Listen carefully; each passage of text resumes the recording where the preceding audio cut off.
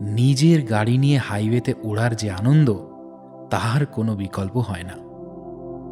অনেকেই হয়তো বলবেন, এত কষ্ট করে গাড়ি চালিয়ে যাওয়ার কী দরকার?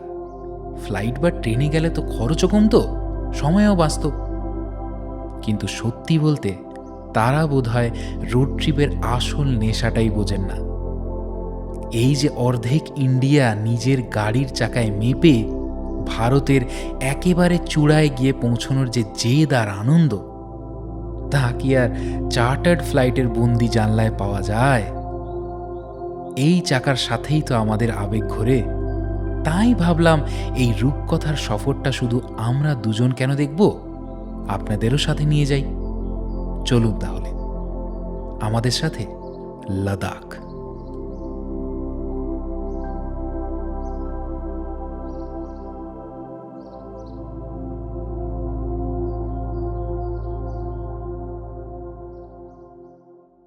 Good morning. আজকে 31 মে, 4:02 বাজে। আমরা ডট 4টেতেই এয়ারবিএনবি ছেড়ে দিয়ে বেরিয়ে পড়েছি দিল্লির উদ্দেশ্যে। এখন বাইরেটা অন্ধকার, এখনও সানরাইজ হয়নি। এখানে ভালোই গরম ছিল। আপাতত এই মুহূর্তে একটু ওয়েদারটা তাও ঠিক আছে। আবার NH-19 উঠে গেছি আমরা হাইওয়েতে। একদম এয়ারবিএনবিটা আমাদের জাস্ট 2 মিনিট ছিল গাড়িতে, জাস্ট 2 মিনিট। NH-19 থেকে একটু ভেতরে। মর্নিং। Good morning. ঘর থেকে আমরা এখন 650 কিলোমিটার। হ্যাঁ, 650 কিলোমিটার। আজকে আমাদের কমপ্লিট করতে হবে 780 কিলোমিটার। পুরোপুরি 780 না হলেও 770, মানে 10 কিলোমিটার এবার ওপার হবে। কারণ এয়ারবিএনবিটা কোথায় আছে এখনো পর্যন্ত লোকেশন, এক্সাক্ট লোকেশন আপাতত আমরা নিউ দিল্লি দিয়ে চলছি, তবে কিছুক্ষণ পরে এক্সাক্ট লোকেশন দিয়েই আমরা এগোচ্ছি। এন্ড এখন 780 কিলোমিটার দেখাচ্ছে আর 10 ঘন্টা দেখাচ্ছে, আর লাল দেখাচ্ছে, মানে কোথাও ট্রাফিক জ্যাম আছে ভালো হ্যাঁ লেভেলের। হ্যাঁ, জ্যাম তো আছে। আর দিল্লি মানে ট্রাফিকেরও বলে লাভ নেই। হ্যাঁ, ওইদিকে যাচ্ছি মানে কিছু তো থাকবেই। চলো।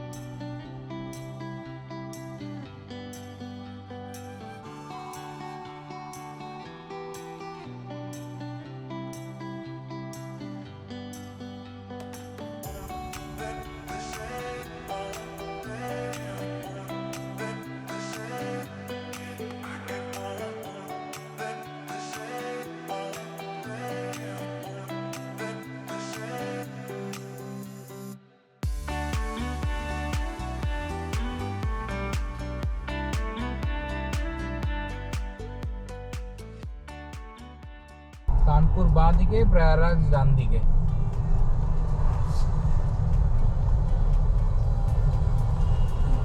আর বাঁ দিক দিয়ে ট্রেন যাচ্ছে।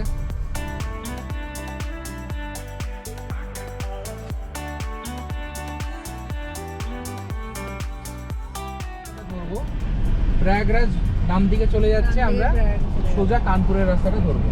হ্যাঁ, কারণ যদি আমরা প্রয়াগরাজ যেতাম তাহলে এদের দুজনকে নামিয়ে দিতাম। কারণ ওরা ঘুমোচ্ছে। হ্যাঁ, এগিয়ে আছি। হ্যাঁ, এবার ভিডিও তো দিতে হবে, কে যে ঘুমোচ্ছে। তোমার অলরেডি ভিডিও উঠে গেছে ঘুমানো। বল শাম্মি, কে ঘুমোচ্ছে তার ভিডিওটা তুলতে হবে। বল প্রমাণ, তাহলে আমাদের কথা কেউ বিশ্বাস করছে না। প্রমাণ তুলে রাখবো, প্রমাণ। আরো বড় প্রমাণ দেবো যখন ঘুমি ঘুমি নাক ডাকবে তখন। আচ্ছা, এখান থেকে কানপুর হচ্ছে 241 কিলোমিটার আর ফতেহপুর হচ্ছে 162 কিলোমিটার। আমরা আপাতত এই রাস্তা দিয়েই বেরোবো।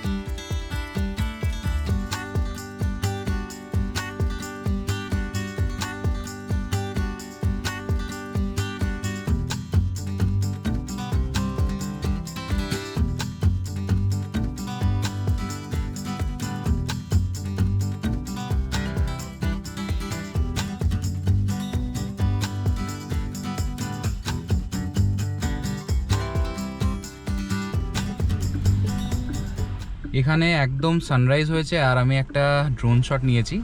ড্রোন শটটা তোমরা একটু এনজয় করো।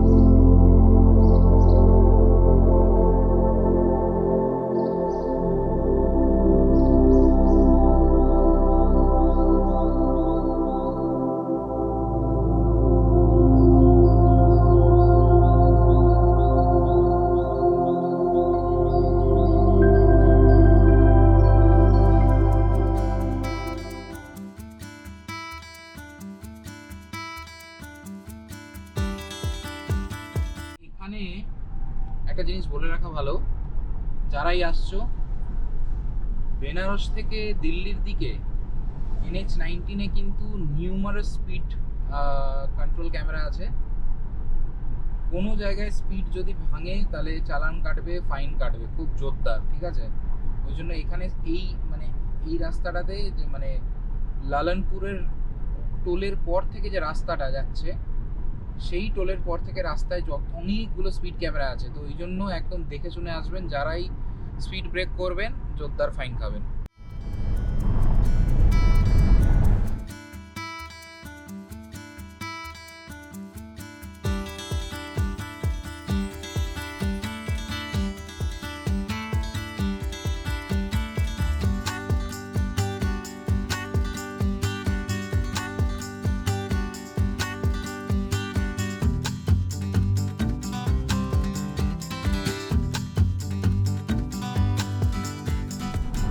একটু আজকে রেস্ট নিচ্ছি। আজকে সঞ্জনা গাড়ি চালাচ্ছে, এই যে সঞ্জনা সিটে, পেছনে দিদি দেখে হেবি মজা পেয়েছে যে বোন গাড়ি চালাচ্ছে।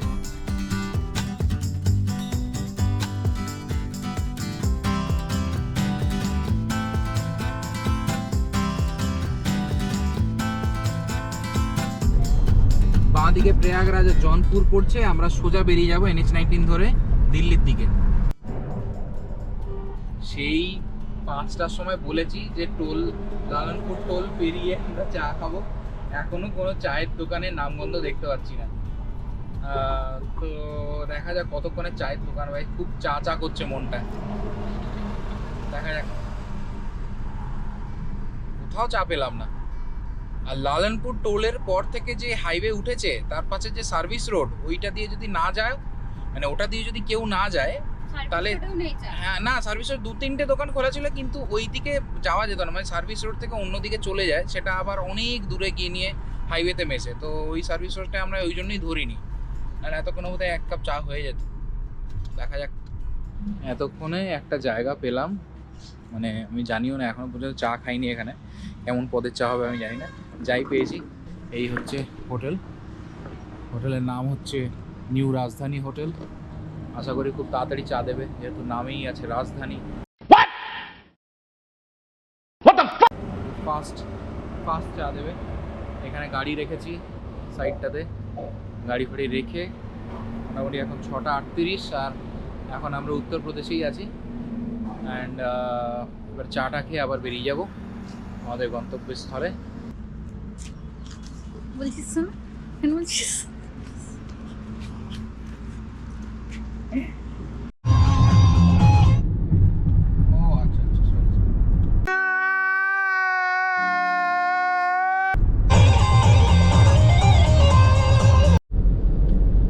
এখান থেকে একটা রাউন্ড টার্ন আছে, আমরা চা খেয়ে জাস্ট বেরোচ্ছি, বেরিয়েই একটা গুগল ম্যাপ অনুযায়ী একটা রাউন্ড টার্ন আছে, ওই রাউন্ড টার্নটা নিয়ে আমরা NH-19 থেকে NH-30 ধরলাম। এখন এই মুহূর্তে আমরা NH-30-তে যাচ্ছি, আর NH-30 আমার মনে হয় মোস্ট প্রবাবলি একটা বাইপাসই হবে, যেটা ডিরেক্ট দিল্লির সাথে কানেক্ট করেছে। তো দেখতে থাকো NH-30-র এখন কি অবস্থা আমি সেটা দেখাচ্ছি। এখন রাস্তা যথেষ্ট সুন্দর, ফাঁকা রাস্তা, এখন খুব ভালো পরিষ্কার রাস্তা আপাতত তো লাগছে তাই। এবার পরে গিয়ে কি অবস্থা হবে আমি জানি না, চলো দেখা যাক, রাস্তা তোমাদেরকে দেখাবো আস্তে আস্তে।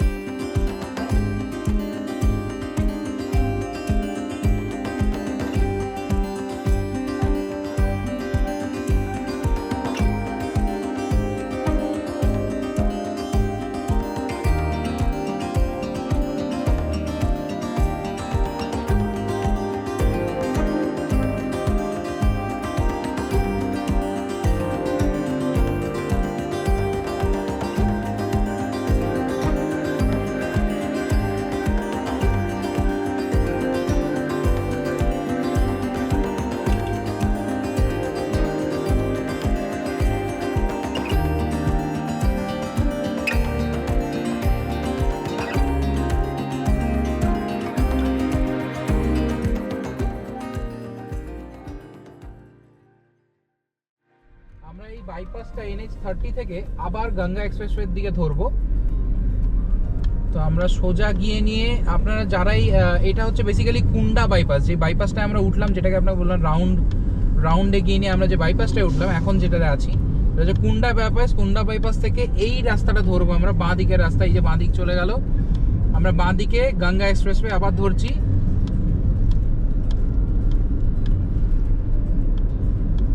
এটাও একটা রাউন্ড টার্ন।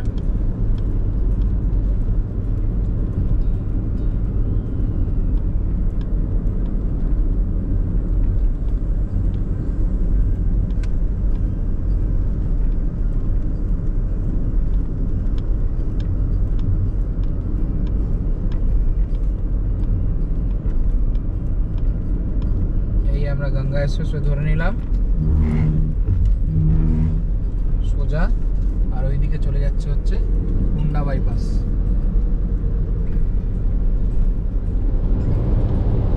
গঙ্গা এক্সপ্রেসওয়েতে ওঠার পর মানে অদ্ভুত সুন্দর রাস্তা। এখান থেকে এখনো 480 কিলোমিটার এরকমই রাস্তা পড়বে, একদম ডিরেক্ট সোজা এক্সপ্রেসওয়ের মধ্যেই আমরা থাকবো। আর 140-এ গাড়ি চলছে, মানে দুর্দান্ত, একদম দুর্দান্ত, দারুণ লাগছে এক্সপিরিয়েন্স। কি ভালো রাস্তা।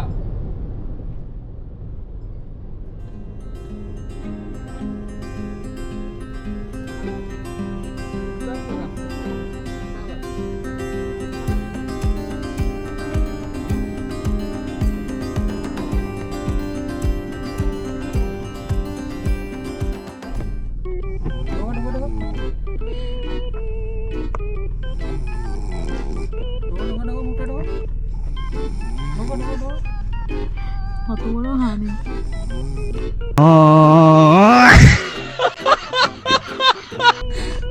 গলাটা সুসুদি, গলাটা সুসুদি। নাকগুলো চেপে দাও, নাকগুলো চেপে দাও।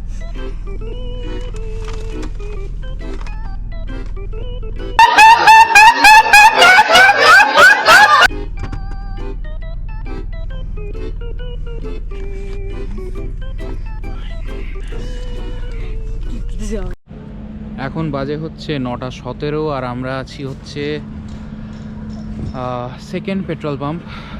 সেকেন্ড পেট্রোল পাম্প মানে এখানে গঙ্গা এক্সপ্রেসওয়েতে যারা আছেন তারা তো নিশ্চয়ই জেনে থাকবেন যে গঙ্গা এক্সপ্রেসওয়েতে প্রতি 60-70 কিলোমিটার অন্তর অন্তর এক একটা করে রেস্ট জায়গা থাকে, রেস্টিং এরিয়া থাকে, যেখানে পেট্রোলও পাওয়া যাবে আবার তার সাথে খাবার দাবারও পাওয়া যাবে।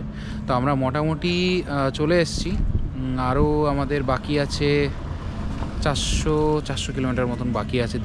দিল্লি এখন অনেক দূর। যাই হোক, তো গঙ্গা এক্সপ্রেসওয়ে নো ডাউট দুর্দান্ত রাস্তা, মানে একদম কোনো রকম মানে ইয়ে নেই, একদম লেভেল রাস্তা, গাড়ি চালাতে খুব ভালো লাগছে। যারা এই মুহূর্তে গঙ্গা এক্সপ্রেসওয়েতে আছেন বা যারা আসতে চলেছেন লাদাখে, তারা এই রাস্তাটা দিয়ে যাবেন আর কি, মোস্ট প্রবাবলি। তো একটা হচ্ছে কুন্ডা বাইপাস হয়ে গঙ্গা এক্সপ্রেসওয়েতে ঢোকা যায়, আর আরেকটা ডিরেক্টলি গঙ্গা এক্সপ্রেসওয়েতে আগের থেকেই যাওয়া যায়। তো ওটাতে একটু স্ট্রেচটা বেশি লাগে, তো আমরা আগে কুন্ডা বাইপাসে হয়ে দেন গঙ্গা এক্সপ্রেসওয়েতে মানে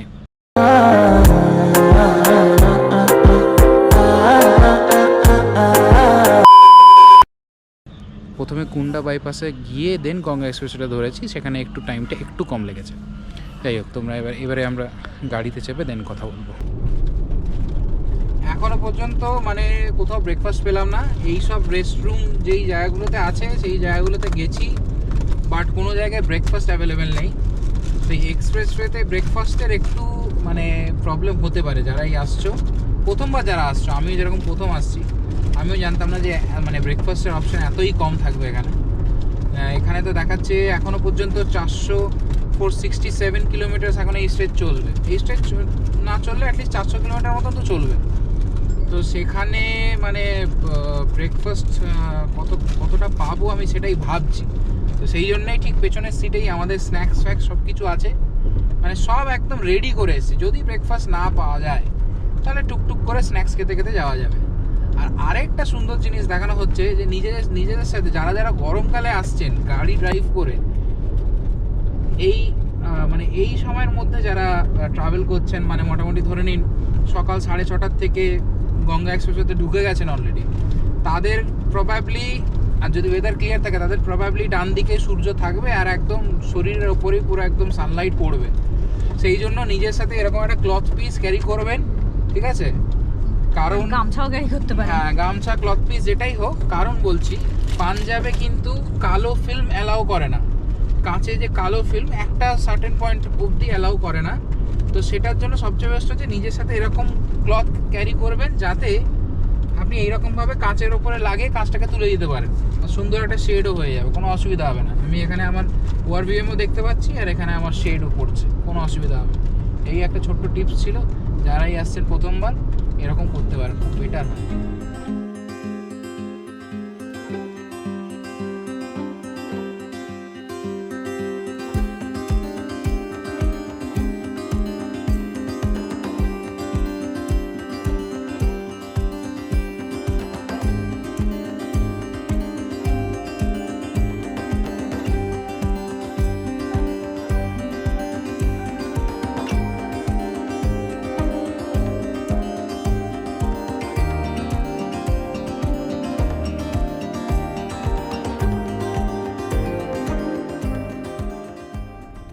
এই সামনে যে রাস্তাটা দিয়ে যাচ্ছি, এটা একটা এমার্জেন্সি এয়ার স্ট্রিপ গঙ্গা এক্সপ্রেসওয়েতে করা হয়েছে। মানে কোনো প্লেন যদি এমার্জেন্সি ল্যান্ডিং করতে হয় সেই রাস্তাতেই করতে পারবে নির্দ্বিধায়, এমনভাবে বানানো হয়েছে রাস্তাটা।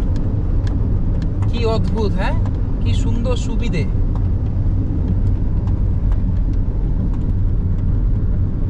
অনেকটা লম্বা। অনেক লম্বা, প্লেনকে তো থামতে হবে।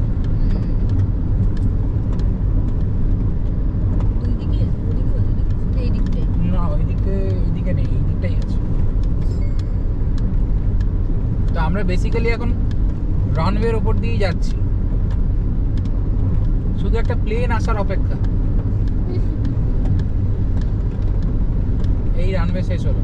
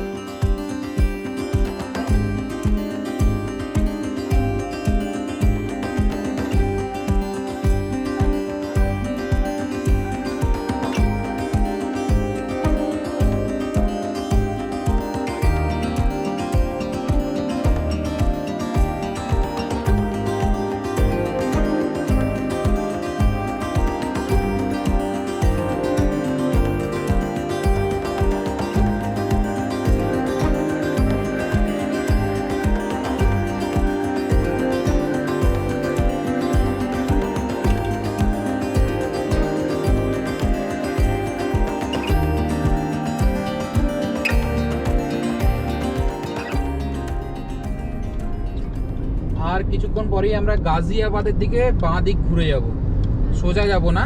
আমরা মুজফ্ফরনগর, এই যে মিরাট মুজফ্ফরনগরের দিকে যাচ্ছি না, আমরা বাঁ দিকে ঘুরে যাব গাজিয়াবাদের দিকে, ওই দিক দিয়ে দিল্লির রাস্তা নেব। এটাই গুগল ম্যাপসে আপাতত দেখাচ্ছে। আমার মনে হয় সোজা দিয়েও যাওয়া যায়, কিন্তু আমরা বাঁ দিকটাই নেব।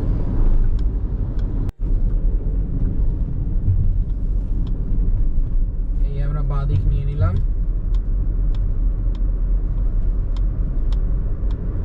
গঙ্গা এক্সপ্রেসওয়ে ছাড়িয়ে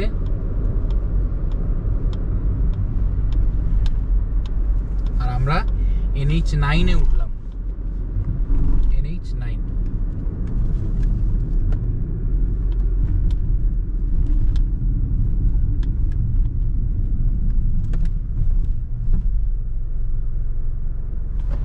আমরা এখন একটা ধাবাতে নামলাম, জাস্ট গঙ্গা এক্সপ্রেসওয়ে থেকে উল্টো দিকেই, মানে জাস্ট ঘুরলাম আগ্রার দিকে, আর সেইখানে একটা ধাবা আছে। এই হচ্ছে ধাবা, এই ধাবা। আর আমরা ঠিক এইখানেই বসে আছি, একটু মানে লাঞ্চ করে নিই। প্রচণ্ড খিদে পেয়েছে, কিছুই তো ছিল না এক্সপ্রেসওয়েতে। আমার প্রথম এক্সপিরিয়েন্স এক্সপ্রেসওয়েতে। আমি জানতাম না যে মানে খুব মানে এইটা, আমার মনে হয় এটা নতুন হয়েছে, জানি না, কেউ জানলে হয়তো আমাকে কমেন্টে জানাবে। আমার মনে হয় গঙ্গা এক্সপ্রেসওয়েটা নতুন হয়েছে, তাই এখনও পর্যন্ত ওভারঅল মানে রেস্টুরেন্টস বা ধাবা এইসব কিছুই নেই আশেপাশে। তো এইটাই হচ্ছে একটা ব্যাপার। তো যাই হোক, একটু লাঞ্চ করে নিই, দেন আবার এগোতে হবে। এখান থেকে আরও মোটামুটি ওই 150 কিলোমিটার মতন তো আছেই, আরও 150 किलोमीटर कवर করতে হবে। তো लेट्स सी। अभी हम लोग खाना खाए हैं, वेज खाते खाते पक चुके हैं। बुरा मत मानिएगा, हम क्यों हिंदी बोल रहे हैं? এই আমরা খাবার খেলাম, ভেজ খেতে খেতে মুখ পেকে গেছে, বুঝে গেছে, আর ভালো লাগছে না, চিকেন চিকেন করছে। এই আরেকজন ভেজ খেয়ে খেয়ে পাগলা হয়ে যাচ্ছে। যতক্ষণ না একটা গোটা মুরগি পাবে ততক্ষণ শান্তি নেই। গোটা মুরগি চাই, গোটা মুরগি। এখানে এখন একটু ওয়েদারটা ঠান্ডা, মানে ঝড় মতন হচ্ছে।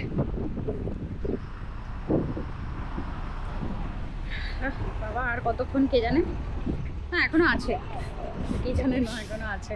এদিকে একশো। অ্যালার্ম দিল। হ্যাঁ একটু আগে মানে সেই সবার একসাথে সবার ফোনে হিটওয়েভের অ্যালার্ম বাজলো ঢং ঢং ঢং করে। গঙ্গা এক্সপ্রেসওয়ে থেকে এলাম আর দিল্লিতে ঢুকলাম। সরি, আমি দিল্লির বদনাম করছি না, করতে চাই না। দিল্লি এখনো ঢুকিনি। হ্যাঁ, এখনো ঢুকিনি, ঢুকছি আর কি। মানে কি অবস্থা, মানে এত গিজ গিজ করছে চারিদিক, বাপ রে বাপ।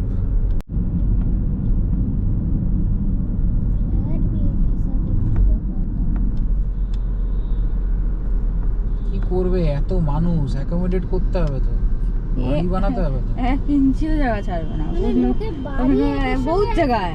बहुत जगह है, बहुत जगह है, बहुत जगह है, हाँ बहुत जगह है, अरे बहुत जगह है, नहीं जगह है, बोलने बहुत जगह है, अरे बहुत जगह है।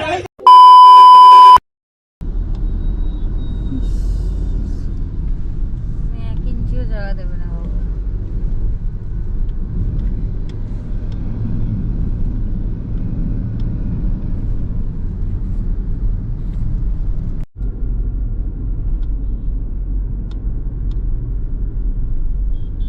দিল্লিতে ঢুকে গেছে, ইন্দ্রপ্রস্থ পার্ক। দিল্লি ঢুকে গেছে। হ্যাঁ, দিল্লি আমরা ঢুকে গেছি। এখন বাজে হচ্ছে 4:27, আর এই জ্যামের জন্য আমার পুরো 1 ঘন্টা এখনো লাগবে পৌঁছতে। 5:18 পৌঁছবো, এখন 4:27 বাজে।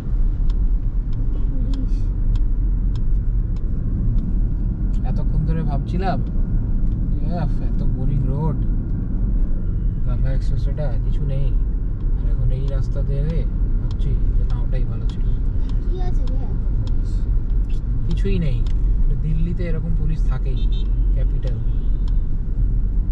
আশেপাশে সোজা গেলে রাজঘাট পড়বে।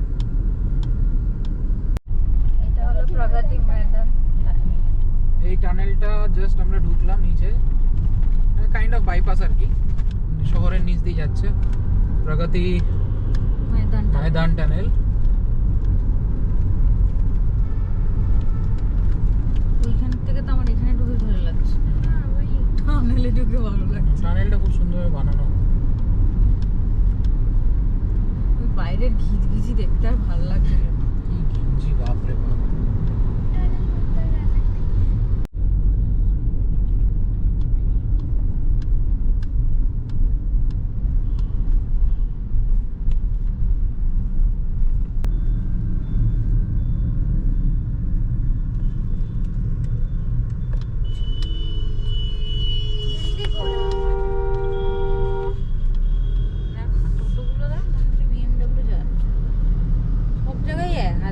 ওই সোজা ইন্ডিয়া গেট ছিল।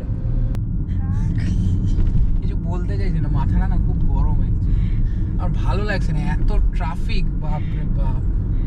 এই যে আবার টানেলে ঢুকছি, এইটা দেখে আমার বেশ ভালো লাগছে। টানেল দেখতে আমি খুব খুশি হয়েছি। টানেলে একটা ঠান্ডা ভাব আছে। টানেলটা খুব সুন্দর।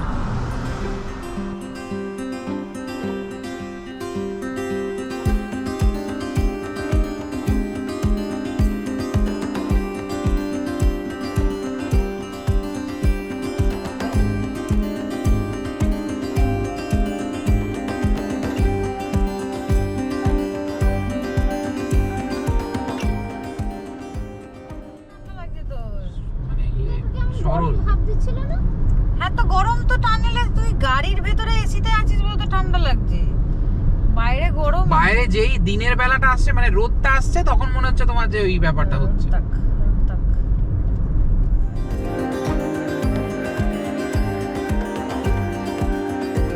চলে এসেছি আলটিমেটলি দিল্লি। ঠিক দিল্লি নয়, মানে এটা হচ্ছে দ্বারকা। এই এয়ারবিএনবিটা আমরা দ্বারকাতেই পেয়েছিলাম, কারণ এখান থেকে একটু কাছাকাছি হবে মেন রোডটা, তাই দ্বারকাতে নিয়েছি এয়ারবিএনবিটা। আর ঠিক আমার পেছনেই হচ্ছে কিচেন। যাই হোক, তো আমরা এখন চলে এসেছি প্রায় 1700 কিলোমিটার বাড়ির থেকে।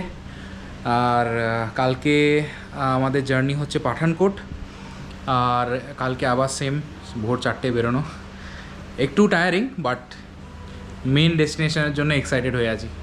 তো যাই হোক, যারা গাড়ি করে আসছো, আমি বলতে চাইছি, আমি আরেকবার বলেও দিচ্ছি, যারা গাড়ি করে আসছো, বেনারস থেকে যারা গাড়ি করে আসছো, যারা দিল্লিতে বা এরকম জায়গায় কোনো হল্ট দেবে, তারা রুটটা কি এক্স্যাক্ট আমি বলে দিচ্ছি। সেটা হচ্ছে বেনারস থেকে প্রথমে কুন্দা বাইপাস বলে একটা বাইপাস পড়ে, NH-19 উঠে কুন্দা বাইপাসে রাউন্ড আপ করে কুন্দা বাইপাসে ওঠা হয়।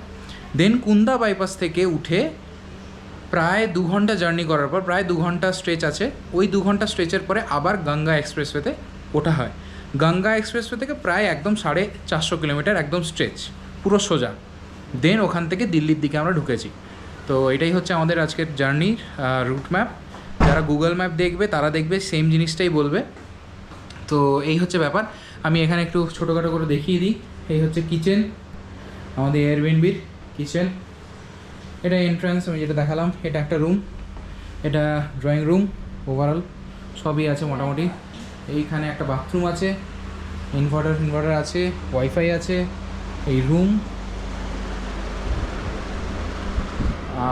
এসি, বাথরুমটা একটু দেখিয়ে দিই। ওভারঅল বাথরুম ক্লিন, খারাপ নয় বাথরুম, গিজারও আছে। আমি এই এয়ারবিএনবির যা ডিটেলস আমি সব ডেসক্রিপশনে দিয়ে দেবো।